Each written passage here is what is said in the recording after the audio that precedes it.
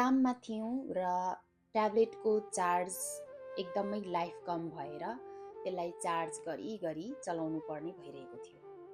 अनि एकजना जापानिज साथीले भन्नुभयो, हाम्रो पनि यसरी चार्ज गर्न मिल्ने भए कति हुन्थ्यो होला है। अनि मैले भने, हाम्रो पनि चार्ज गर्न मिल्छ नि, तपाईलाई सिकाइदिउँ भने। तर त्यतिखेर त्यो कुरा त्यतिकै गयो। वास्तवमा हामी भनेको आत्मा रूपी ब्याट्री हौँ। हाम्रो पनि चार्ज गर्नु जरुरी हुन्छ।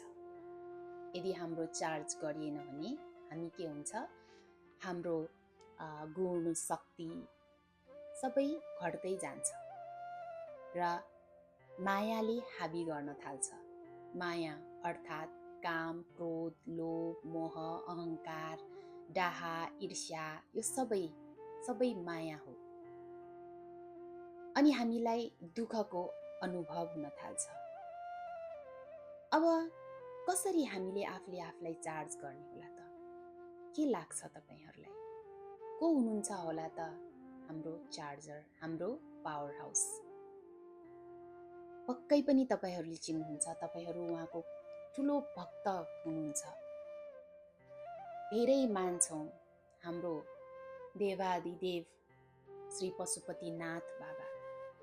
उहाँ नै हुनुहुन्छ परमपिता परमात्मा। उहाँको वास्तविक नाम भने शिव हो। हामीले भक्ति त गर्छौँ, पूजा गर्छौँ, तर उहाँको वास्तविक रूपलाई चाहिँ चिनेको छैनौँ। अब उहाँले भन्नुहुन्छ, श्री पशुपतिनाथ बाबाले भन्नुहुन्छ, हे मेरा बच्चाहरू, तिमीहरू आत्मा हौ र म परमात्मा शिवलाई याद गर।